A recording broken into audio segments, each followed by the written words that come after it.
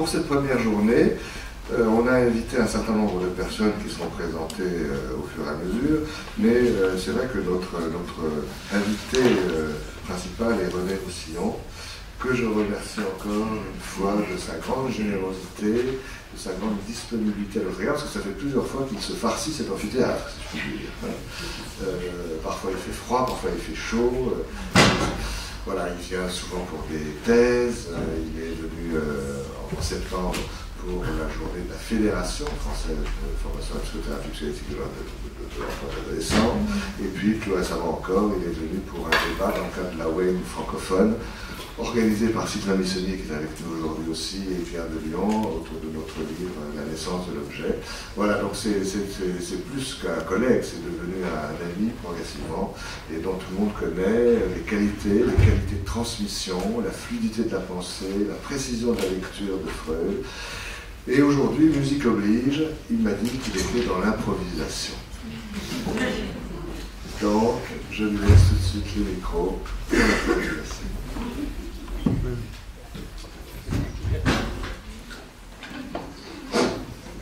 Merci Bernard, bonjour à tous. C'est vrai qu'on regrettera cet enfant quand il ne sera plus là, mais on regrettera aussi parce qu'il va être chargé de souvenirs, chargé de mémoire, et c'est ce lieu qui rappelle tous ces souvenirs, tous ces bons moments d'échange qu'on regrettera. Voilà. Mais improvisation liée à deux phénomènes. Le premier, c'est que je me suis pris au jeu. J'avais un certain nombre de choses que j'avais déjà élaborées sur la problématique du rythme, cette plus belle lurette du rythme dans la situation psychanalytique. Et je me suis dit que quand même j'allais faire un petit tour du côté des travaux modernes sur la musique. Alors je me suis lancé dans la lecture de tous les travaux des neurosciences actuelles sur la musique. J'ai trouvé ça absolument passionnant. Alors tellement passionnant que j'en ai lu, j'en ai relu, et que j'ai un peu oublié ce que j'avais initialement prévu, que je suis parti dans d'autres contrées, que je me suis un peu perdu dans d'autres contrées, et que je me suis retrouvé d'un seul coup avec un chantier avec énormément de données, etc., à devoir les organiser, et donc le deuxième élément, avec la vie folle qu'on mène, et le rythme du train, je me suis endormi. Ce qui fait que le temps que j'avais prévu pour rassembler, organiser un peu tout ça, je l'ai fait en rêve. Alors, je ne sais pas ce que vont donner mes rêves. Pour rassurer-vous quand même, j'ai un certain nombre de choses que j'avais eu le temps de commencer à pré-organiser. Vous m'entendez là? Bon, que j'avais commencé à penser à pré-organiser, donc je pense que j'ai quand même c'est un peu structuré.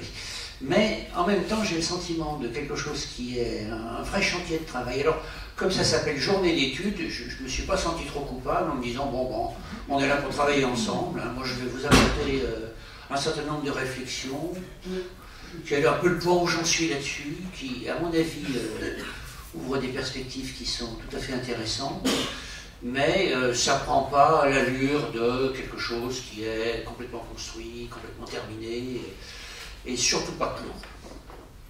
Alors, j'ai aussi des positions politiques à l'égard de la FPPP, de la... ça s'appelle comme ça, de la version, enfin de la version française de ce double organisme européen, que je ne vais pas renoncer, que je ne vais pas rappeler une deuxième fois. Moi, je suis intimement persuadé qu'actuellement, les gisements de créativité dans la clinique sont peut-être faits avec des analystes des sociétés officielles, mais ce ne sont peut-être pas faits dans les sociétés officielles. Je trouve que dans les sociétés officielles de psychanalyse, il y a une espèce de répétition dogmatique d'un certain nombre de choses, et que les gisements de créativité, c'est du côté de ceux qu'on appelle, alors je ne sais pas pourquoi on les appelle comme ça, les psychothérapeutes. Et en particulier tous ceux qui sont avancés sur un certain nombre de cliniques. Alors, les cliniques de l'enfant, oui, toutes les cliniques aux limites, qui ne sont pas des cliniques psychanalytiques habituelles, classiques, parce qu'elles sont un petit peu compliquées à concevoir en cabinet. Hein. Ce sont souvent des pratiques qui ont lieu sur des lieux de soins de service public. Et ce sont des pratiques qui chauffent et mettent à mal un certain nombre de concepts psychanalytiques traditionnels, qui obligent à les réinterroger, qui obligent à les... tout un travail d'extension.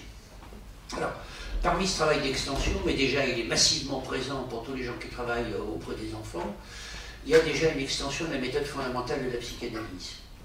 La méthode fondamentale de la psychanalyse, elle s'entend, alors depuis l'énorme poids de Lacan là-dessus, et puis la reprise qu'on peut en faire un certain nombre de grands penseurs, elle s'entend comme méthode de l'associativité, de l'écoute de l'associativité verbale.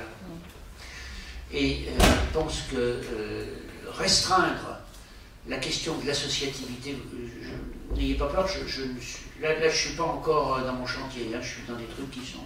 Donc je sais où je vais. Cette écoute de l'associativité verbale, restreindre la méthode psychanalytique et l'écoute de l'associativité verbale, je pense que c'est pas rendre justice à Freud d'une part.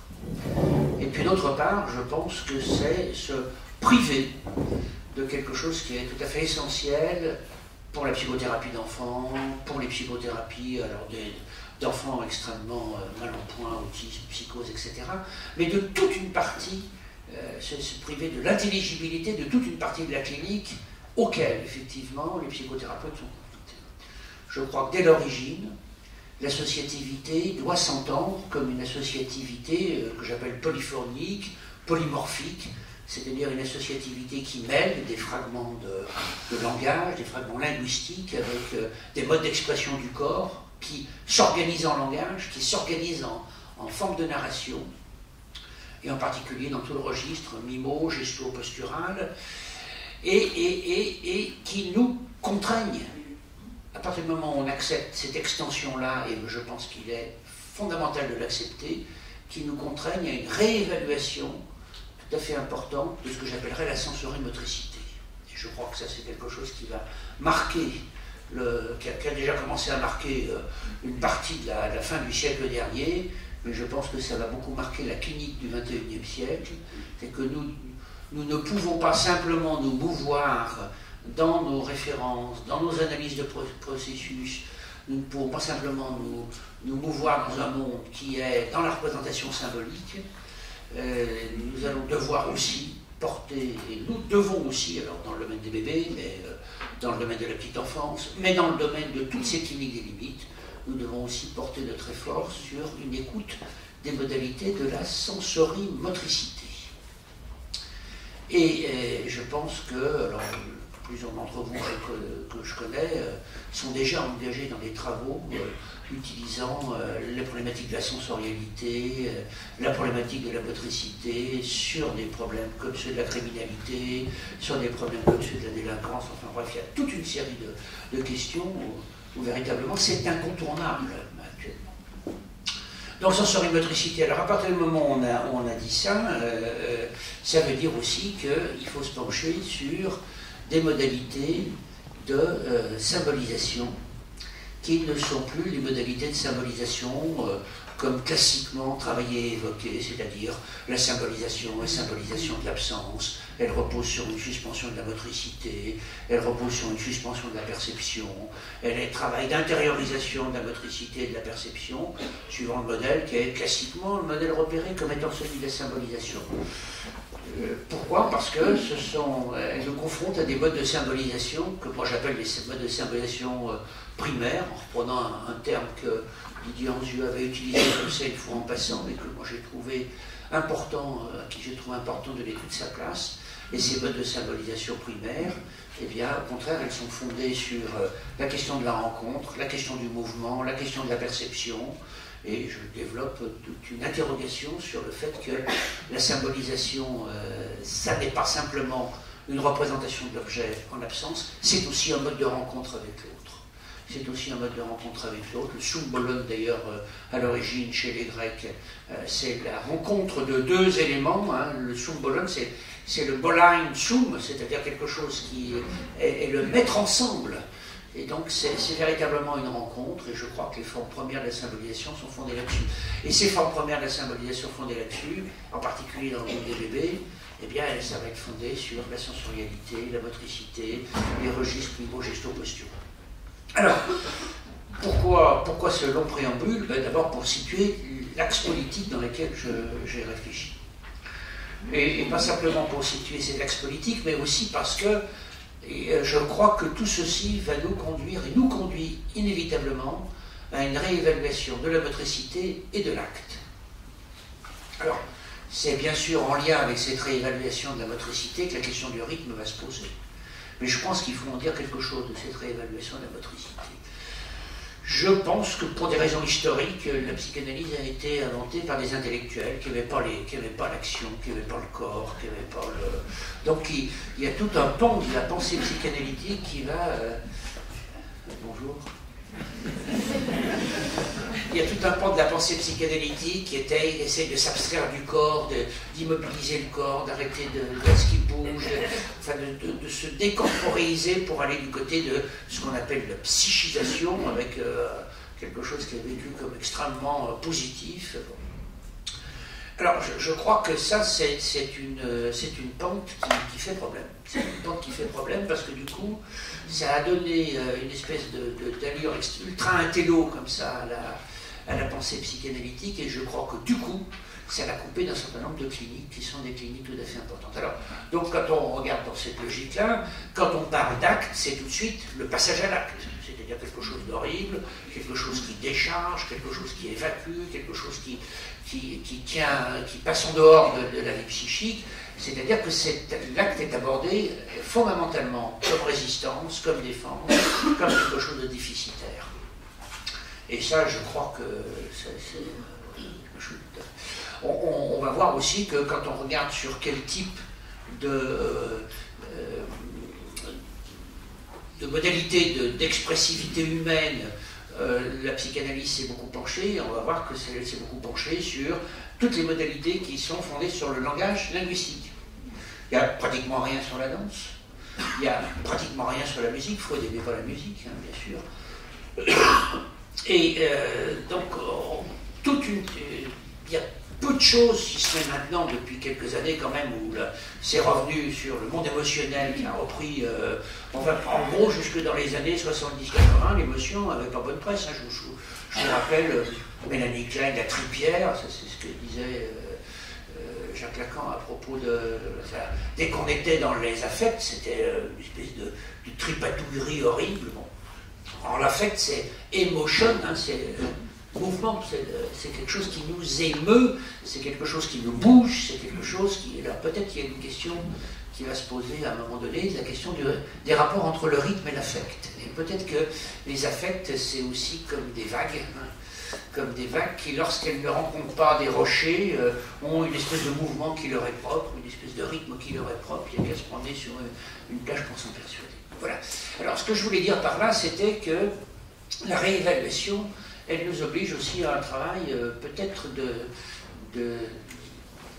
d'épistémologie pour tenter de penser des modalités de l'acte qui ne sont pas simplement à penser suivant le modèle de la décharge, suivant le modèle de la résistance, mais bien des modalités d'acte qui sont à penser suivant des modalités de langage par l'acte, de langage à partir de l'acte.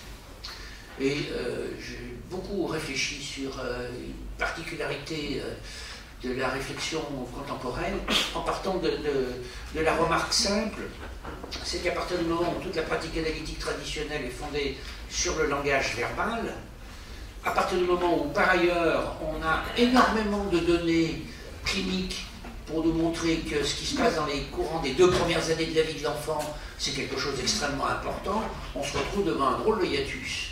C'est que précisément, des choses tout à fait fondamentales de la vie du sujet, de sa construction, des bases de l'organisation de sa personnalité, se déroulent non pas dans un monde sans langage, mais dans un monde dans lequel le sujet lui-même n'a pas d'expression linguistique véritable, puisqu'on peut dire en gros que le langage se déroule, commence à se développer de manière vraiment significative et signifiante dans le courant de la 3e année. Ce qui veut dire que les 2 premières années de la vie. L'enfant n'est pas sans langage, mais le langage dominant qu'il utilise n'est pas un langage linguistique. Alors on est dans une espèce de drôle de paradoxe. Hein. Une partie tout à fait fondamentale de l'expérience humaine se déroule en dehors du langage verbal. Et comment est-ce qu'on prend ça en compte dans notre travail clinique, hein? C'est qu'à la fois avec cette idée qui s'est jouée pendant les 2 premières années des choses tout à fait essentielles, et qu'en même temps, toute une partie de la pensée clinique traditionnelle va consister effectivement à ne s'en tenir qu'aux formes qui ont pu trouver une inscription en quelque sorte dans le langage verbal. Donc d'où cette idée-là. Et en particulier, eh bien, comme vous le savez, les enfants, dans les 2 premières années de la vie, et puis peut-être chacun d'entre nous, vous pouvez vous livrer à la petite expérience suivante, ce qu'on fait avec les bébés, mais qu'on peut faire aussi avec les humains, c'est pas mal. Hein? Oui, non, je veux dire les humains. Ah oui. Tu as raison, ce que je veux dire, c'est les adultes. Vous vous mettez en face d'un interlocuteur, vous pouvez faire ça comme psychothérapeute. Si vous voulez désorganiser quelqu'un, c'est assez facile. Vous êtes immobile. Vous prenez un visage impassible et vous écoutez quelqu'un sans aucune expressivité verbale et physique. Alors vous allez voir, les gens se désorganisent. Et alors les bébés, on leur fait ça, bien sûr, à titre expérimental. Hein. C'est ce qu'on appelle le still face, mais c'est pas simplement valable. Et bon, vous prenez quelqu'un et vous éradiquez de son mode d'expressivité, son mode de présence corporelle, ses mimiques, sa gestuelle et sa posture. Donc ça veut dire aussi quand même que toute notre expressivité linguistique habituelle, elle s'accompagne et même elle se signifie grâce à tous ces ornements, tout cet entourage de la présence de notre corps, de son expressivité, etc. Bon, il s'agit de prendre ça au sérieux maintenant. Il s'agit de penser qu'il faut se doter d'outils pour essayer de penser ça. Alors, je crois que la question du rythme, elle est tout à fait importante, parce que j'avancerai une première proposition comme ça. Quand le mouvement, quand la motricité se fait message, c'est-à-dire qu'elle commence à prendre une valeur messagère, qu'elle prend une valeur de signifiant intersubjectif, c'est qu'elle a trouvé un rythme. Et ce n'est que lorsque le mouvement contient un rythme que quelque chose d'un message commence à émerger, commence à apparaître. Et donc, du coup, ça va conduire à une réflexion sur la question du rythme et que j'ai développé dans 2-3 directions. D'abord, est-ce que le rythme, c'est pas une caractéristique du vivant? Est-ce qu'il n'y a pas quelque chose qui indicie la vie en lien avec le rythme? Et ensuite, j'ouvrirai la question de savoir si un sujet donné, un sujet singulier, c'est pas un tempo propre, c'est pas un rythme propre. Et si nous ne nous appréhendons pas comme sujet singulier à partir d'un rythme, ce qui veut dire que ça va avoir toute une série de conséquences sur nos conflits intersubjectifs, qui sont peut-être bien des conflits de rythme aussi. C'est absolument massif dans notre sexualité. Quand vous êtes avec votre partenaire sexuel et que vous êtes disrythmé, il y a quelque chose qui se met à mal marcher. Hein. Parce que, on verra, donc ça va ouvrir tout à l'heure sur toute une question, sur la question du rythme et du plaisir, hein, bien sûr. Mais la sexualité humaine, elle ne peut pas se concevoir sans rythme. Hein. Donc, autrement dit, au niveau de la rencontre avec l'autre, sur des plaques sensibles comme ça va se retrouver aussi dans le monde du bébé, ça va se retrouver. La succion du bébé, elle est rythmée. Et elle joue sur des variations de rythme. Bon. Donc, autrement dit, je pense que c'est quelque chose qui s'inscrit et qui peut-être nous définit assez profondément comme sujet, et comme sujet dans la rencontre avec un autre sujet qui est aussi potentiellement un autre rythme. Ce qui veut dire qu'on va avoir un certain nombre de questions qui vont se poser. Je vous fais un petit peu le plan là, de ce que je vais vous dire. Hein.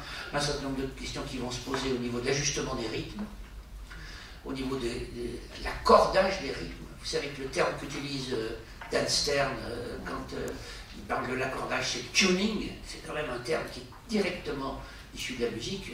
Dan Stern c'est pas un musicien, c'est un chorégraphe. Et il a toute une pensée, la chorégraphie, mais la danse sans rythme et sans la musique, ça ne se conçoit pas, bien sûr. Hein. Et il a quand même toute une théorisation qui va dans ce sens-là. Moi, je pense que j'y suis personnellement extrêmement sensible aussi. Donc, autrement dit, peut-être que le rythme a à voir avec quelque chose de la vie, peut-être non seulement avec quelque chose de la vie, mais avec quelque chose de la vie de ce sujet-là. Et peut-être qu'à ce moment-là, il y a une possibilité de reprendre un certain nombre de questions, alors peut-être au niveau de la psychopathologie du côté du traumatisme, par rapport au phénomène de dysrythmie, d'écart de rythme, de désaccordage, et peut-être effectivement dans notre travail de thérapie, à voir comment nous pouvons essayer de rétablir des accordages rythmiques, de trouver des rythmes d'interprétation, des rythmes de cadre. Enfin, il y a toute une série de questions, là, je ne veux pas les traiter, hein, bien sûr, mais en tout cas, j'avais envie de les ouvrir, et je vais les ouvrir, essayer de voir comment on peut essayer de les ouvrir. Dans le cadre de la réévaluation de la place de la motricité, j'aimerais faire une petite remarque qui est un peu, là aussi, assez souvent oubliée. La théorie traditionnelle, la plus classique de la représentation psychique qu'on a dans la psychanalyse, est une théorie qui est fondée sur perception, représentation. La perception vers le dehors, intériorisation des percepts et intériorisation des percepts, donnant quelque chose du style une représentation interne. Les représentations de choses qui sont mises en évidence dans le rêve sont ces modalités d'intériorisation des percepts. C'est oublié complètement. Et c'est un oubli quand même qui est assez massif. C'est oublié complètement que lorsque Freud se penche sur la pensée, ce qu'il dit d'abord et avant tout de la pensée, c'est que c'est une motricité intériorisée. C'est-à-dire qu'il n'y a pas de possibilité de penser sans le mouvement. À l'heure actuelle, tous les travaux des neurosciences, et en particulier tous les travaux conjoints qu'on a menés avec mon ami Nicolas Georgiev, vont du côté d'une réévaluation dans le mode de fonctionnement de notre appareil à penser, une réévaluation de la motricité, une réévaluation de tout ce qui va du côté du fait que penser, c'est en quelque sorte une modalité d'action qui repose sur une modalité d'intériorisation du mouvement. Alors, on a d'ailleurs des termes qui sont tout à fait intéressants. Hein. Quand on voit la première pente de la pensée de Freud, quand Freud essaye de penser à partir de la perception, le terme qui lui vient sous sa plume, c'est le terme de transposition. C'est intéressant, la transposition, c'est immobile.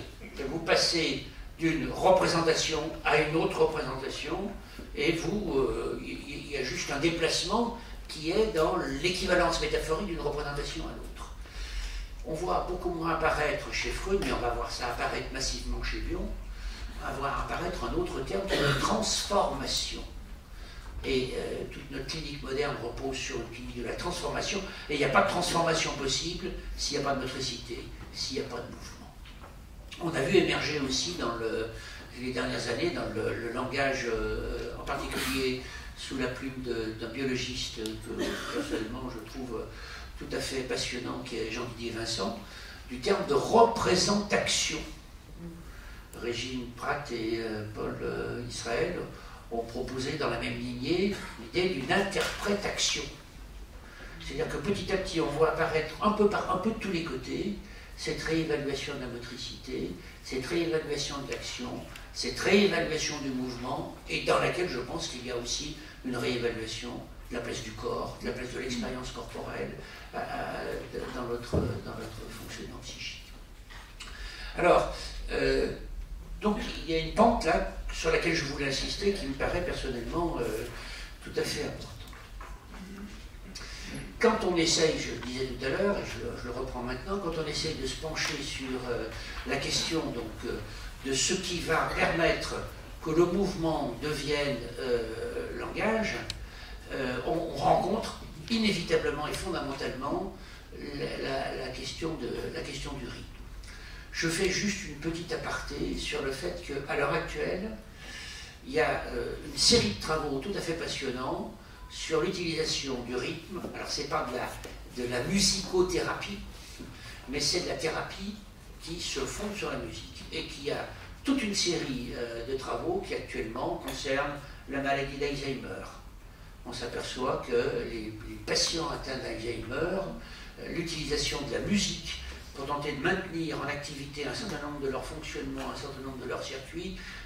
Alors là, je vous renvoie à deux, trois petits trucs de biblio comme ça, hein, si vous avez envie de suivre un peu mon chantier. Il y a un ouvrage qui fait un peu autorité sur la question, qui est d'Oliver Sacks, qui s'appelle Musicophilia, qui est un ouvrage, je ne sais plus où il est sorti, chez Masson, je pense. Oui, c'est un gros ouvrage, mais c'est sympa, il raconte un peu ses expériences. Donc, à partir de ça, vous avez déjà un premier. En français, d'un français, Pierre Lemarquis a fait un assez bel ouvrage qui s'appelle Sérénade pour un cerveau musicien, qui est une publication assez récente. Vous pouvez vous contenter de ça, c'est moins gros que le premier, ça reprend l'essentiel du premier. Et puis, si vous voulez vraiment faire dans le Reader Digest, vous avez un truc qui s'appelle l'essentiel cerveau psycho, le cerveau mélomane, qui vient de sortir. Alors là, vous avez un peu la quintessence de ce que toutes ces questions-là ont pu apporter. Pour une réflexion sur le rythme, je trouve que partir de la question de la musique, c'est quand même tout à fait important, parce que la musique, d'une certaine manière, c'est véritablement le rythme par excellence et dans tous ses développements. Alors, simplement pour signaler comme ça qu'actuellement, c'est une question qui est en plein travail, puisque donc je le signalais à propos de la maladie d'Alzheimer, les traitements du Parkinson aussi. Actuellement, il y a toute une série de travaux en cours sur le traitement de la maladie du Parkinson à partir de musique. Récupération d'AVC, récupération d'atrophie post-traumatique. Vous savez, les gens, quand ils ont été longtemps assis sans mouvement. Bref, ce qu'on est en train de découvrir, c'est qu'il existe des modalités de mémoire du mouvement, qui sont enregistrées à partir de rythmes fondamentaux. Alors, de rythmes fondamentaux qui sont aussi en lien, bien sûr, avec possiblement des musiques. Dans l'histoire de juste comme ça pour la petite histoire, dans l'histoire de la thérapie par la musique, on raconte que Farinelli, le castrat célèbre, un registre absolument extraordinaire, a été appelé à la cour de Philippe V, roi d'Espagne, qui était un grand mélancolique, et que Farinelli a commencé à le sortir de sa mélancolie avec ses chants. Et que donc il a été du coup embauché, on lui a fait un pont d'or, il a été embauché par la cour de Madrid, et il avait quatre chansons tous les soirs comme traitement de la mélancolie de Joseph V. Ensuite, le fils a trouvé que c'était un très bon traitement, donc il est resté à la cour pour soigner le fils aussi. Donc, autrement dit, vous voyez des choses quand même qui sont assez intéressantes dans l'histoire, mais qui, bon, c'est de la petite histoire en même temps, mais qui vont quand même du côté d'une interrogation sur qu'est-ce qui fait donc que la musique, que le rythme a cette place particulière dans le fonctionnement psychique. Alors, je me suis amusé, je vous propose un peu de philosophie du rythme. Je me suis amusé à dire, mais est-ce qu'au fond, notre représentation du vivant n'est pas en lien direct avec cette question? D'abord, une première remarque, c'est que dans l'univers, on ne cesse de rencontrer la question du rythme. La Terre tourne sur elle-même, mais toujours de la même manière. Elle tourne autour du Soleil, mais toujours de la même manière. Ça va organiser des rythmes nuit-jour, ça va organiser des rythmes de saison, ça va organiser toute la vie sur la Terre. Donc à un premier niveau déjà, on voit que même si on ne peut pas dire que l'orbite de la Terre on soit au summum du vivant, en tout cas ce qu'on voit c'est que ces rythmes-là, qui sont des rythmes physiques, ont une incidence sur tous les rythmes du vivant de notre planète. Quand on prend ensuite notre fonctionnement biologique, Notre respiration est rythmique. Notre circulation sanguine est rythmique. Notre système d'absorption et de défécation, toute la circulation de nos échanges avec le monde externe obéit à des rythmes. Et on peut aussi penser que notre système sommeil-rêve obéit à un rythme. Alors il y a des macro-rythmes, Marcelli, se penchant sur les interactions précoces, a pu montrer aussi qu'il y avait toute une importance des micro-rythmes, mais même au niveau de nos macro-rythmes biologiques, notre vie repose sur des organisations rythmiques. Nos échanges avec le monde extérieur, à un niveau biologique élémentaire, reposent sur la mise en place des rythmes. Et on sait que quand il y a des dysrythmies, eh bien, ça produit des désorganisations qui sont tout à fait importantes. Et on pourrait peut-être effectivement repenser la question de l'anorexie en lien avec ces rythmes, la question de l'insomnie en lien avec ces rythmes, enfin, etc., etc. Donc autrement dit, si vous voulez, à un premier niveau, à un niveau vraiment que je dirais relativement élémentaire, on rencontre cette question d'un vivant qui s'exprime en quelque sorte dans sa vitalité et qui s'exprime fondamentalement avec les rythmes. Quand on regarde comment les bébés déterminent et discriminent des objets qui sont animés, des objets inanimés. Vous savez, il y a des moyens très, très simples pour arriver à repérer si les bébés sont capables de repérer des rythmes. C'est une expérience que fait Dan Stern. Vous amenez un bébé dans un lieu, et puis vous avez fabriqué un androïde qui ressemble bien à un humain, etc., mais qui n'est jamais qu'un androïde, qui est un robot. Hein. Et le robot essaye de faire, on l'a programmé pour essayer de faire une tâche. Alors c'est une tâche élémentaire hein, que peuvent faire des petits-enfants, c'est-à-dire vous prenez un rond et vous essayez de mettre le rond, enfin c'est une tâche élémentaire, mais pas sans charge érotique, bien sûr. Vous essayez de mettre le rond, l'anneau sur une barre. Voilà.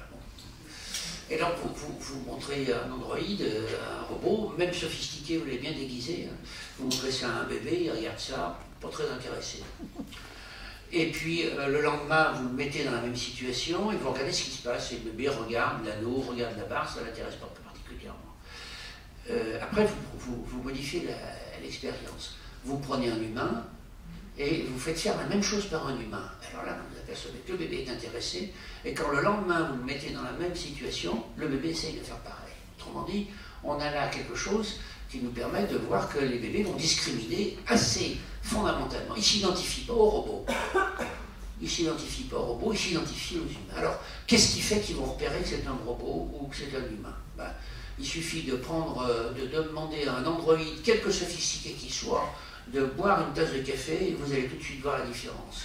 Jamais un robot n'est capable de prendre une tasse de café, de l'amener aux lèvres et de faire ce qu'il faut pour boire. Parce que c'est un mouvement uniformément accéléré, uniformément décéléré, qui s'arrête pile poil au niveau des lèvres, et ça, il n'y a que le vivant qui peut le faire. Et c'est une question d'intégration de rythme. Autrement dit, ce qui fait qu'un bébé saisit que telle chose, c'est du vivant, c'est de l'animé, ou c'est pas du vivant, c'est pas de l'animé, c'est pas n'importe quel mouvement, c'est l'élément rythmique du mouvement qui fait qu'effectivement il est capable de discriminer ça. Ce qui veut donc dire que nous avons une espèce de programmation en nous.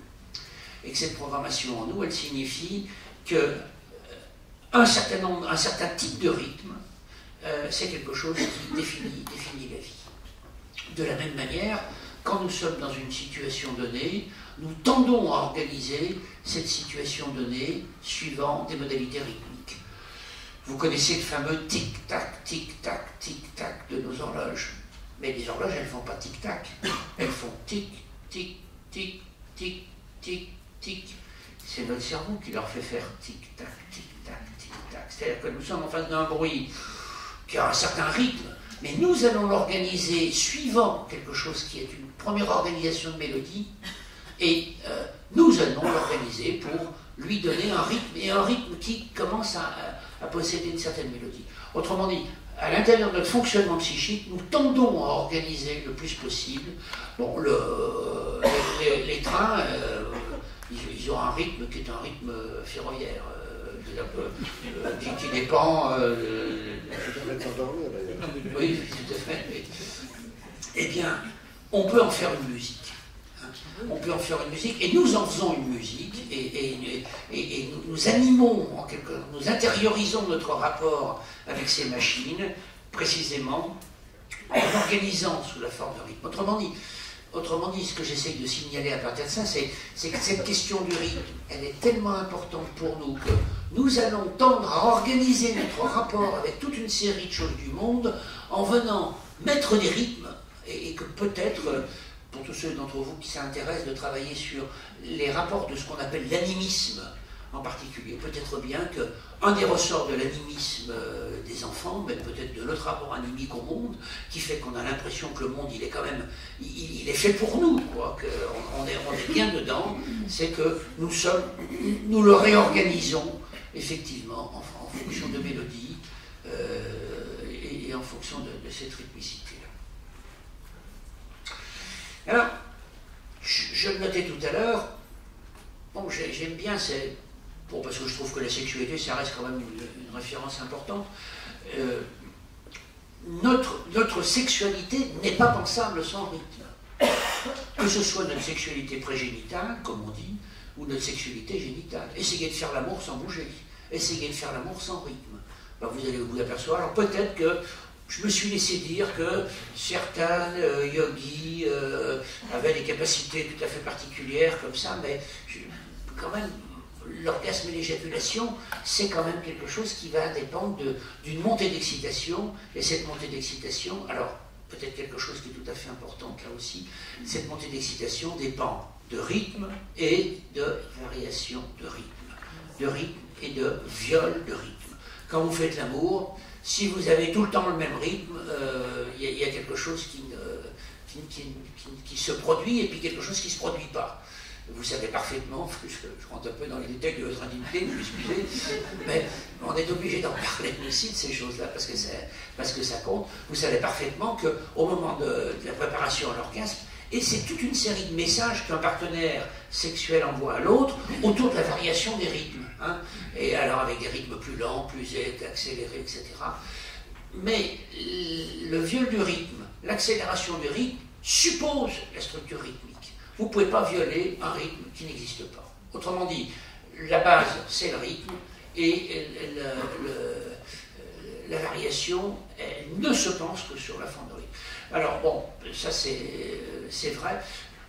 Dan Stern fait dans un petit papier qui s'appelle « Le bébé et la musique », fait une très belle analyse de la rythmicité d'un bébé au sein. Et alors, donc, il prend différentes phases comme ça d'un bébé au sein. Donc, le premier temps, le bébé est très avique, très fin, qui suit beaucoup, etc., avec un rythme extrêmement soutenu.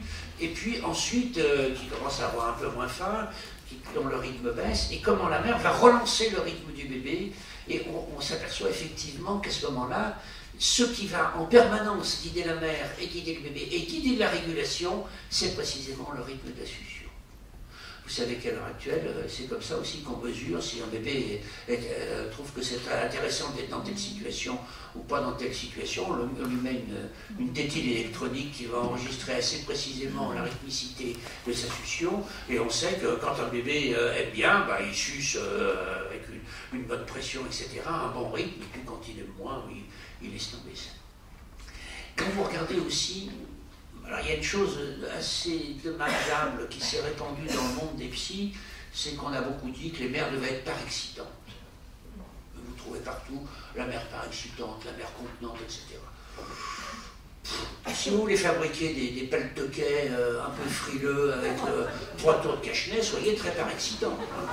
Si vous voulez fabriquer des humains un peu vitalisés, soyez plutôt excitants. Alors il s'agit, entendons-nous bien, pas d'abus. On ne va pas faire dormir les bébés avec des marteaux-piqueurs à côté sous prétexte qu'il leur faut les stimuler. Mais quand vous regardez tous les jeux que nous avons avec les enfants, tous ces jeux-là, ce sont des jeux d'organisation de rythme, avec les bébés, hein, j'entends, d'organisation de rythme et de viol de l'organisation de rythme. La petite bête qui monte. La petite bête qui monte, elle monte à son rythme. Et au bout d'un moment, la petite bête va faire guili-guili ou attraper. Bon, et l'enfant anticipe ça. Donc ça, c'est le premier passage. Deuxième passage, la petite bête, si elle monte exactement de la même manière, au bout d'un moment, le gamin il va pas trouver ça passionnant.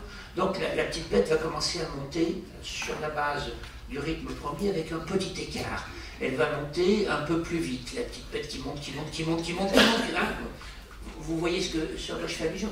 On prend des choses de la vie là, et on s'aperçoit que on organise un rythme et que ce qui va provoquer du plaisir, qui fait qu'à un moment donné l'enfant va absolument éclater de rire et commencer à introjecter, parce que c'est quand même ça la fonction maternelle première, c'est pas une fonction par excitation, c'est une fonction d'introjection de la pulsion et d'introjection de l'excitation.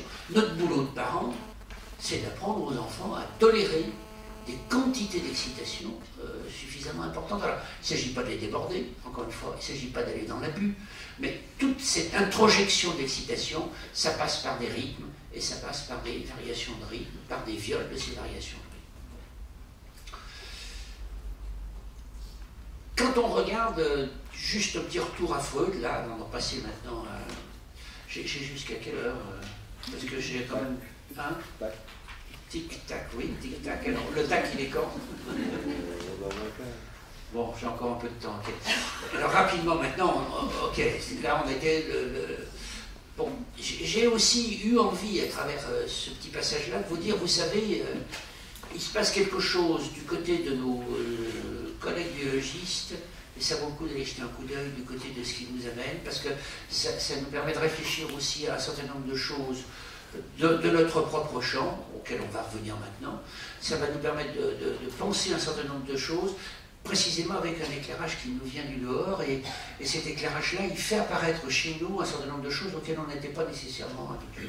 J'en veux pour preuve que tout ceci va nous amener à des questions qui ne sont jamais posées, si ce n'est précisément aujourd'hui, c'est la problématique de l'interprétation et du rythme. Est-ce qu'il y a une question de... Est-ce que l'interprétation, ça suppose un rythme? Comment s'organise notre dispositif thérapeutique en fonction du rythme? Comment se joue notre rapport à la temporalité dans la cure par rapport à ces questions de rythmicité? Vous voyez, c'est des questions qui sont... encore une fois, moi je ne connais pas de travaux là-dessus du côté du monde de la psychanalyse. Et on insiste sur le contenu, sur la représentation, mais savoir à quel moment, précisément, en fonction de quel timing, de quel tempo il faut la proposer. Je pense qu'un des rares qui a travaillé cette question, c'est moi-même, depuis charité bien ordonnée. C'est parce que moi j'étais effectivement, alors bon, moi je suis un fanat de la danse, je suis un fanat de musique, donc effectivement j'avais cette sensibilité-là très tôt, mais Bernard peut en dire à peu près autant. Hein. Je crois que si c'est ce thème-là qui est choisi, c'est pas un hasard, hein. C'est bien parce qu'il faut des gens qui ont cette sensibilité-là pour être sensibles à ces dimensions-là, mais je pense que c'est vrai pour tout le monde. Et je vous donnerai quelques petits exemples tout à l'heure, même si on n'est pas des grands fanats de musique, cette problématique du rythme, on ne peut pas ne pas la rencontrer dans notre travail thérapeutique. Alors le problème c'est une fois qu'on a fait ce constat, même si on fait d'intuition, après c'est avoir un certain nombre d'outils pour le penser.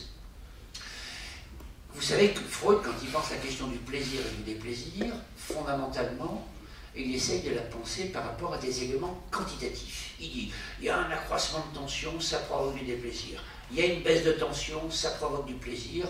Et donc, ça nous a donné le par-excitation, des ouvrages, les esclaves de la quantité, toute une réflexion comme ça, qui ont essayé de penser ces questions-là en termes de quantité. Et puis à un moment donné, Freud se dit, non, ça ne va pas. Ça va pas. Et ça, alors, en particulier en 1925, je crois que c'est le problème économique du masochisme, la négation, quand il commence à revenir sur la question du plaisir, il se dit non, il faut intégrer une nouvelle donnée pour essayer de penser la question du plaisir. C'est pas simplement des questions d'accroissement de l'intensité ou de baisse de l'intensité, c'est des questions de variation d'intensité, c'est déjà pas tout à fait pareil, et des questions non seulement de variation d'intensité, mais des variations d'intensité dans une unité de temps. quelque chose, un accroissement quantitatif qui se fait lentement, c'est pas du tout pareil qu'un accroissement quantitatif qui se fait rapidement. Si vous voulez faire très peur à un bébé, vous lui proposez une source d'excitation brutalement. La brutalité va avoir un effet d'effraction. La même chose faite dans un timing plus lent, vous n'avez pas la même possibilité d'effraction. Autrement dit, tout le temps, il faut intérioriser la dimension de la temporalité dans notre rapport au plaisir, dans notre rapport à l'excitation, dans notre rapport à la pulsion. On ne peut pas penser les choses simplement en termes économiques, comme c'est dit, il faut aussi les penser en termes qualitatifs. Et les penser en termes qualitatifs, ben, ça consiste à réintroduire, et c'est ce que fait Freud en 1925, à réintroduire dans sa théorie du plaisir la question du rythme. Alors on s'aperçoit en fait qu'il revient là, pour faire juste tout petit peu de freudologie, qui revient là à une position qui au fond avait été la sienne dès le départ, et si vous avez une lecture un peu attentive de cet ouvrage, cette esquisse, comme il l'appelle, d'une psychologie à l'usage des neurologues, vous allez vous apercevoir qu'à ce moment-là, Freud va dire il y a une chose qu'il nous faut introduire dans notre pensée sur l'excitation psychique, c'est ce qu'il appelle à l'époque la question de la période de l'excitation. Donc on s'aperçoit que cette question du rythme, cette question de la rythmicité, cette question de la période, elle est au fond déjà présente dans la pensée de Freud, même s'il n'aime pas la musique. En tout cas, son expérience lui montre qu'on ne peut pas négliger cette donnée-là. Et même, on peut dire que la pente de sa pensée, c'est de sortir progressivement d'une pensée en termes quantitatifs pour penser en termes qualitatifs. C'est-à-dire la quantité, c'est l'accroissement de l'attention, et le passage à la qualité, c'est l'accroissement de l'attention avec un rythme donné, avec une périodicité donnée, et suivant ces modalités-là. C'est donc pas simplement en soi une augmentation de la quantité ou une diminution de la quantité, c'est l'augmentation de la quantité ou une diminution de la quantité par rapport à certains seuils et à certains rythmes.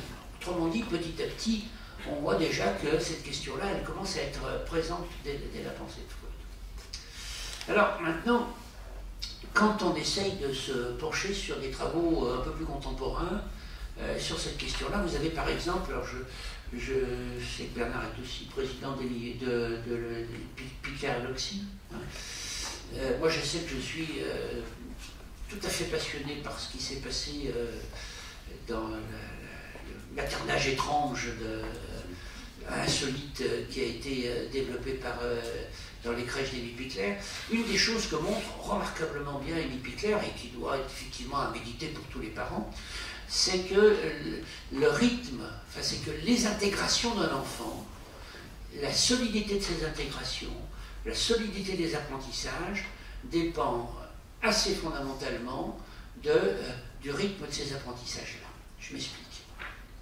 Vous pouvez, alors ça c'est maintenant classique, dans une époque où on valorise les enfants précoces, les enfants surdoués, vous pouvez stimuler votre enfant. Vous pouvez obtenir des capacités de certains bébés d'avoir une acquisition très rapide des contrôles sphinctériels.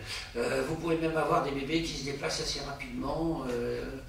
Les bébés ont une grande plasticité et ils peuvent avoir un certain nombre de développements extrêmement avancés à pression de l'environnement.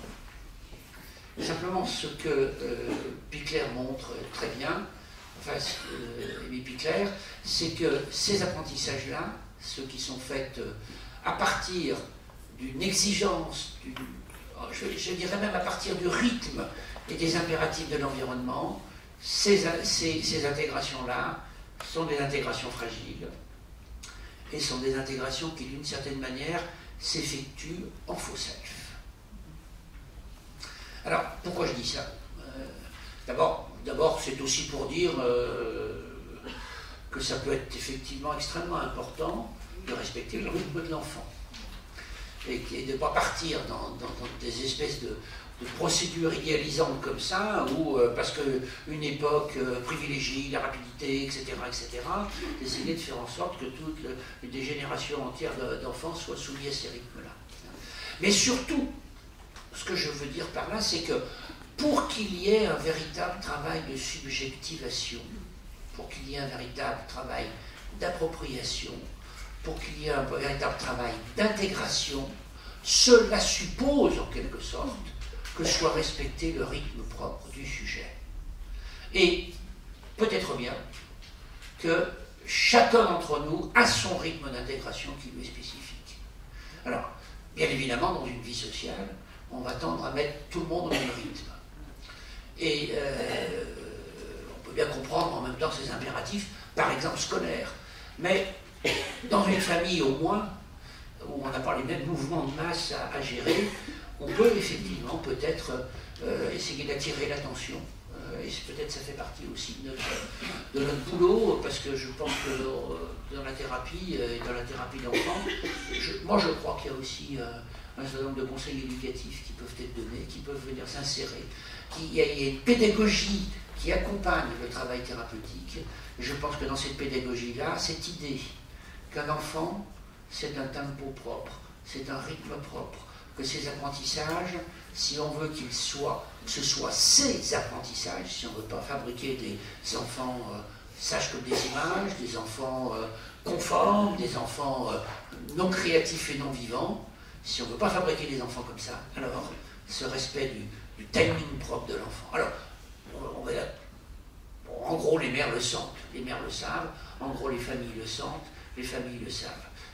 Mais moi, ce que je veux dire, c'est que peut-être, alors donc je vous fais une proposition métapsychologique, qu'un des éléments essentiels et fondamentaux du processus de subjectivation, un des éléments fondamentaux du processus d'appropriation subjective, c'est le tempo propre du sujet. C'est que ceci respecte le tempo propre du sujet. Alors vous allez voir, pourquoi je dis ça, c'est parce que ça a des conséquences.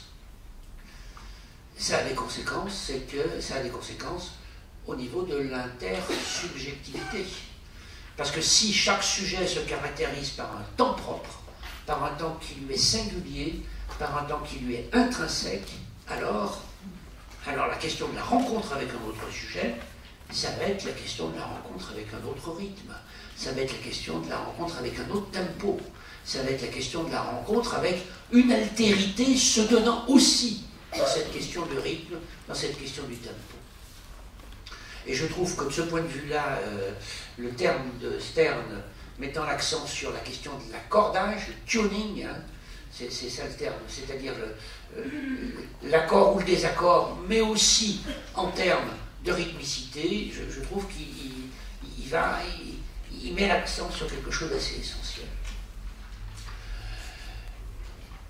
Première remarque, alors celle-là, elle est aussi assez ancienne et on la doit à Didier Anzieux, qui a travaillé aussi sur quelque chose qui s'appelle l'enveloppe sonore du moi. Je vous rappelle au passage qu'il n'a pas fait que le moi pour cet homme, il a fait aussi la question du sonore. Et quand il souligne la question de l'enveloppe sonore du moi, une des choses qu'il va évoquer à ce moment-là, c'est, et je veux dire que je n'ai vu que lui faisant cette remarque-là, qu'on peut aussi penser toute la problématique de la conflictualité à partir de la problématique des écarts de rythme. Ça peut se penser en termes macro-sociologiques. Des problèmes majeurs du monde sont liés aussi à des rythmes de développement différents des différentes nations, qui sont liés à des phénomènes climatiques, qui sont liés à des tas de phénomènes, mais qui s'incarnent dans des rythmes différents. Quand vous regardez globalement un couple et la vie des couples, quand vous faites une analyse de ce qui fait qu'il y a des conflits qui émergent dans un couple, vous allez avoir deux grandes catégories de conflits. Vous allez avoir la famille de l'un et la famille de l'autre. Ta mère, ton père, tes habitudes familiales, etc. Ça, c'est les filiations. Bien évidemment, c'est important. Et la deuxième source de conflictualité, c'est les écarts de rythme. Nombre de situations où l'un attend l'autre, supporte plus ou moins bien d'attendre l'autre. Le typique, c'est on part au spectacle. Alors, le timing de la préparation du corps de madame, le timing de la préparation du corps de monsieur qui... Enfin, c'est en permanence une dysrythmie.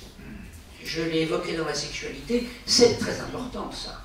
Si vous avez votre orgasme rapidement et puis que l'autre est à la traîne, d'abord il n'est pas content parce que quand vous avez votre orgasme, c'est qu'il faut le laisser tomber et le laisser tout seul. Ou alors vous commencez à feindre, mais ça se sent. Bon. Donc on voit bien que, alors bon, bien sûr c'est l'idéal, c'est l'orgasme simultané, mais enfin c'est quand même pas complètement si simple que ça, hein. Précisément parce qu'il y a ces altérités de rythme. Et que un des problèmes majeurs du traitement des conflits dans les couples, c'est les ajustements au rythme de l'autre.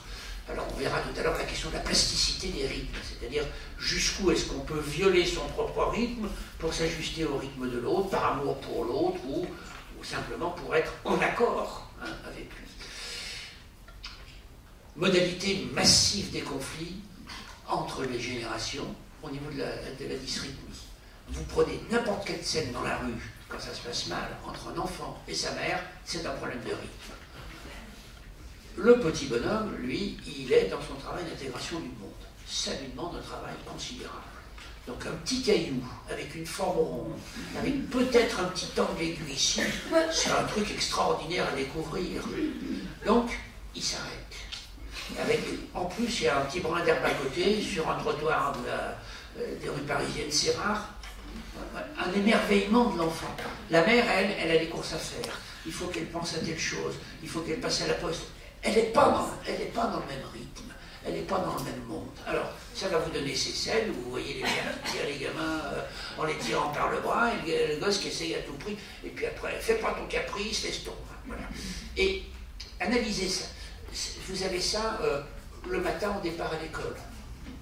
Le matin au départ à l'école, un rythme d'enfant, c'est qu'il se réveille, il prend son petit déjeuner, il a envie de jouer. Or, il faut être à 8 heures, et c'est le timing, là aussi. Donc, et le moment d'aller se coucher, tout ce qui vient régler les micro-conflits de la vie quotidienne, ce sont des écarts de temporalité, qui sont des écarts de tempo, qui sont des écarts entre les modalités d'organisation de la vie adulte et les modalités d'organisation de la vie infantile. Alors bien sûr, si madame ne travaille pas et qu'elle est à la maison, elle peut effectivement ajuster considérablement, mais il y a de toute façon toujours des limites. Bon. Que vous le preniez en termes de macro-sociologie, de conflit entre les nations, que vous le preniez au niveau de la conflictualité finale. Alors, entendez-moi bien, hein, je ne dis pas il n'y a que le rythme pour expliquer tous les conflits. Hein. Ne me faites pas dire ce que je n'ai pas dit, mais je dis simplement, derrière de très nombreux conflits, vous trouvez cette question et cette problématique de la rythmicité. Je ne serais pas loin de penser que c'est vrai aussi d'un grand nombre de ruptures thérapeutiques. Le nombre de fois où j'entends me dire que je suis allé trop vite. Oui. Ou alors les patients qui disent il me dit quelque chose, bah, ça fait un bout de temps que je l'avais pensé. Hein, si c'est pour me dire ça, c'est pas la peine que je vous paye. Bon, voilà. Autrement dit, cette question de l'ajustement de l'intervention et de la qualité de la relation dans cet ajustement du rythme de l'un et du rythme de l'autre, c'est quand même une question tout à fait fondamentale de l'espace thérapeutique. Il faut... Parce que la discussion a lieu après. Bon. Alors, je vais quand même encore dire un certain nombre de choses.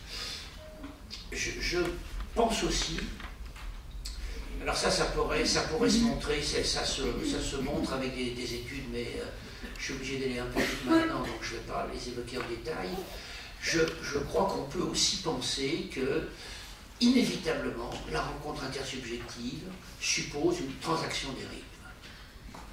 Avec des moments où on est à l'unisson, avec des moments où on est en décalage, que les variations et les retrouvailles au niveau de la rythmicité, au niveau du passage à l'unisson, sont des moments tout à fait intéressants. Je pense que nous avons des moments où nous devons manifester notre altérité par des écarts de tempo entre l'un et l'autre. par des écarts dans les modalités d'appréhension du monde. Et je pense qu'une des choses qui est tout à fait essentielle, y compris dans notre possibilité de rencontrer l'autre comme autre sujet dans son désir, effectivement, c'est ce travail d'ajustement réciproque. Je ne pense pas qu'on soit... c'est ce qui fait que je trouve que l'idée de la mère suffisamment bonne de Winnicott me plaît infiniment plus que l'idée d'une bonne mère ou d'une mauvaise mère. Une bonne mère ou une mauvaise mère, ce serait des mères qui seraient données, alors que la mère suffisamment bonne de Winnicott, elle se caractérise par le fait qu'elle ne cesse de s'ajuster. C'est pour ça que j'ai été tellement sensible à la dimension du médium malléable comme modalité fondamentale de la symbolisation, c'est-à-dire d'un travail d'ajustement, c'est-à-dire d'un travail de transformation, c'est-à-dire d'un travail où on se laisse transformer par l'autre et l'autre se laisse transformer par soi-même. 60% des interactions entre la mère et le bébé sont des interactions d'ajustement. Parmi ces interactions d'ajustement, il y a de très nombreuses interactions d'ajustement rythmique. Alors, pourquoi je dis ça? Parce que je pense aussi qu'on peut faire une théorisation du traumatisme en termes de dysrythmie. Sont traumatiques les situations dans lesquelles il y a des montées d'intensité qui sont trop brutales. Sont traumatiques les situations dans lesquelles le temps de l'un vient forcer brutalement le temps de l'autre. Au fond, un abus sexuel entre un adulte et un enfant, c'est aussi quelque chose d'un écart de rythme, si je puis dire, dans le développement, d'un écart dans cette temporalité-là, qui fait qu'il y a viol de la sexualité et du rythme de l'enfant par introduction d'une sexualité d'un autre temps, par introduction d'une sexualité d'un autre rythme. Et je crois que cette particularité qu'on peut saisir comme ça, un peu caricaturalement à partir de cet exemple-là, est une caractéristique assez générale de toutes les situations traumatiques. On a beaucoup insisté dans les situations traumatiques sur l'aspect d'effroi lié à la surprise. Mais la surprise, c'est quelque chose que vous n'avez pas pu anticiper. Ce que vous ne pouvez pas anticiper, c'est ce qui vient violer le rythme de votre quotidienneté. C'est ce qui vient d'un seul coup faire effraction, mais ça fait effraction parce que vos systèmes d'anticipation ne sont pas au point, et vos systèmes d'anticipation, eh bien, ils supposent effectivement toute une organisation rythmique de notre rapport au temps. Alors pourquoi je dis ça? Parce que je pense que dans notre travail thérapeutique, toute une partie de notre boulot, ça va être de permettre à un sujet de retrouver ses propres rythmes. Quand vos rythmes ont été violés, ce à quoi vous êtes confronté, c'est à quelque chose qui va perturber votre propre rapport à vous-même, en perturbant votre propre rapport. Je suis là dans une situation actuellement thérapeutique absolument extraordinaire, avec un monsieur qui vient me voir, il a fait 45 ans d'analyse. Voilà. Alors c'est un challenge tout à fait extraordinaire. Et bon, il arrive, alors, il part à chier continu, à toute allure, il est agité dans tous les sens, il sort 4 interprétations à la minute. L'interprétation donnée par son premier psychanalyste, par et je découvre que ce monsieur, il a je ne sais pas comment il était avant ses 45 ans d'analyse. Hein. Mais ce que je découvre, c'est que maintenant, là, tel qu'il est maintenant, il y a quelque chose, il est complètement dysrythmé. Alors, en plus avec une particularité, c'est que je ne peux pas en placer une. Alors, il vient me voir quand même en me disant, ben voilà, je souffre, mais il ne me laisse pas, moi donc autrement dit, c'est une espèce de flux continu. Bon. Le travail que j'ai entrepris avec lui, ça a été un travail où on va essayer de retrouver les moments où ce qu'il dit appellerait la réponse d'un autre, où on peut retrouver la trace du fait que ce qu'il dit a dû appeler la réponse d'un autre, réponse qui n'est pas venue, et qu'il a comblée par un autre flux, et qu'il s'agit de retrouver, si vous voulez, à travers cette espèce de magma qu'il me présente, de retrouver une rythmicité, de retrouver les rythmes de la rencontre avec l'autre. Autrement dit, moi je suis obligé de me dire, tiens là j'ai quelque chose à lui dire, et d'essayer de le placer, quitte à interrompre. Alors je lui dis, je vous arrête, et je fais la main comme ça. Ah, il est surpris, on ne lui avait jamais dit ça. C'est 45 ans d'analyse avant. Je vous arrête, j'ai quelque chose à vous dire. Il est sidéré. Bon, alors je fais le geste de la main, je lui parle à plein de niveaux différents, et alors ça suppose quelque chose, effectivement, d'un peu prétentieux chez moi, quoi. C'est que je m'appuie sur mon rythme pour arriver à repérer quelque chose de sa dysrythmie à lui. Et je développe, dans le contact avec lui, une réflexion sur l'effet de sa propre dysrythmie. Alors, vous savez ce qu'il me dit? Au bout de quelques temps, il me dit, c'est drôle, je dors mieux. Et moi, j'entends, tiens, il y a quelque chose de ces rythmes qui est en train de se requalifier. Et, il me dit aussi, ah bah tiens, ces temps-ci, j'ai retrouvé de l'appétit. Et il a le même, j'entends. C'est-à-dire que j'ai l'impression que petit à petit, ce travail, je ne sais pas si je lui dis des trucs extraordinaires, je ne suis pas mauvais quand même. Hein. Non, mais il faut reconnaître ce qu'il est. Je pense que je lui dis des petites choses qui sont effectivement, qui n'ont pas été dites pendant ces 47. D'ailleurs, il me dit, ah, bah, tiens, c'est la première fois qu'on parle de ça. Parce que je lui parle, parce que je raisonne aussi, je vais vous dire mon secret. Non, je ne le raisonne pas dans une bulle, je le raisonne dans un contexte. Donc, quand il se passe quelque chose, par exemple, s'il se met à parler à toute allure, je ne dis pas, il est dans la fuite des idées, il fait une défense maniaque. Je dis, il est peut-être confronté à un objet qui cherche à assurer son emprise et il cherche à échapper à ce prédateur. Vous voyez la différence? Et donc, moi, j'essaie de me dire, mais ce qu'il fait là, c'est d'alarme dans quelle logique intersubjective. Donc, je rétablis cette dimension-là. Bon. Et ça, effectivement, ça n'a pas été trop fait. Pourtant, il y avait des gens qui étaient assez conséquents. Mais je veux dire, c'est par ce côté-là que je pense que... Donc, je pense que je ne dis pas n'importe quoi. Mais surtout, je pense que ce qui est important, c'est que... Et on peut très bien imaginer que ce monsieur, il a fonctionné comme ça dans toutes ses analyses. Association libre, allongez-vous.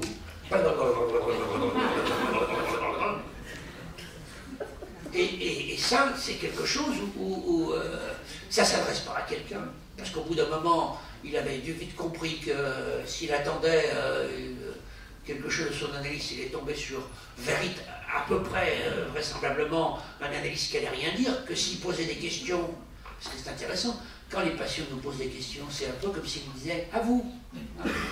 C'est à vous de parler, je vous ai dit quelque chose, à vous de parler. Donc, autrement dit, il nous donne des indications sur cette espèce d'échange de rythme.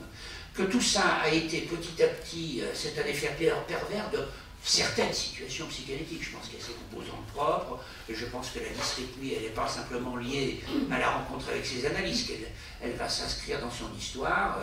On a commencé à voir ça, une mère asthmatique, donc un problème de rythme aussi, de respiration qui est complètement désorganisé, une mère vraisemblablement mélancolique aussi, les palliatifs du père, enfin bref, on va tramer quelque chose au-delà de ses analyses sur son histoire propre. Mais il se trouve que son histoire propre est rentrée en collusion avec un certain nombre de manières de travailler des analystes qu'il a rencontrés, et que ça donne cette particularité. Parce que quand même 45 ans d'analyse, on peut dire, il y a quand même quelque chose qui n'a pas dû marcher. Hein. Vous êtes d'accord avec moi? Mais parce que... En fait, non mais je ne peux pas vous raconter ça, il me passionne ce type, donc je peux vous en parler longtemps comme ça. Donc, je veux en venir à ce point essentiel. Le timing de nos interprétations. Alors quand on dit par exemple qu'il faut s'appuyer sur son compte transfert, moi j'aime pas beaucoup cette idée du compte transfert pour une raison très simple, c'est que en toute logique, le compte transfert il doit être inconscient. Parce que le transfert c'est inconscient. Et que si on appelle tout ce qui se passe en moi compte transfert, je ne sais plus ce que veut dire quel est l'intérêt du terme de transfert. Je pense que là, on est arrivé à quelque chose où la notion a perdu de son intérêt. Par contre, s'appuyer sur ce que nous sentons, et moi j'appelle pas ça compte transfert, j'appelle ça m'appuyer sur ma propre sensorialité, ma propre motricité, ma propre respiration. Vous savez, il y a des situations où on s'aperçoit qu'on retient sa respiration dans la relation avec l'autre. C'est-à-dire, et puis aussi, on s'aperçoit que, moi j'aime bien un certain nombre d'intervention qui se font quasiment dans le souffle du patient. C'est-à-dire qu'il dit quelque chose et je prolonge un peu sa phrase. Hein. On n'est pas en face à face, on n'est pas l'un allongé, l'autre derrière, on est côte à côte. On est ensemble. Hein. Donc dans ces rythmes-là, dans ces jeux, ces jeux de rythme, ces jeux de timing de l'interprétation, il y a quelque chose. Alors moi, mon idée, c'est qu'on tente de retrouver quelque chose d'une rythmicité propre du sujet qui a été perturbé par la conflictualité de rythme avec son environnement, par des situations traumatiques, etc. Et qu'il s'agit aussi de l'aider. Je ne sais pas si vous remarquez, mais quand même, c'est assez rare d'avoir des psychopathologies ou des modalités de souffrance où il n'y a aucun élément de l'autoconservation qui est menacé. Généralement, c'est soit ils mangent mal, c'est-à-dire tous les rythmes biologiques fonctionnent mal. Alors, soit ils sont constipés, ils ont des diarrhées, ils mangent mal, ils dorment mal, ils ont des pannes sexuelles. Enfin, on a l'impression qu'il y a quand même tout le temps quelque chose d'une dysrythmie qui est présente dans les différentes formes de psychopathologie. Autrement dit, l'autoconservation a été perturbée à un moment ou à un autre. C'est un indicateur tout à fait intéressant. Je pense qu'on ne peut pas mettre de côté dans notre travail les problématiques qui sont liées à l'autoconservation sous prétexte qu'on travaille sur un sexuel qui serait indépendant de toutes ces dimensions-là. Je pense que c'est pas vrai, je pense que ça ne fonctionne pas comme ça. On a pu penser que les choses comme ça, je comprends qu'on les ait pensées comme ça, mais je pense qu'on a eu tort. Je crois qu'il faut là aussi requalifier toutes ces dimensions-là. Voilà, je suis absolument persuadé, désolé d'avoir pas respecté le rythme, d'avoir violé les rythmes prévus. J'espère que ça a été pour votre plaisir, en tout cas c'était pour le mien.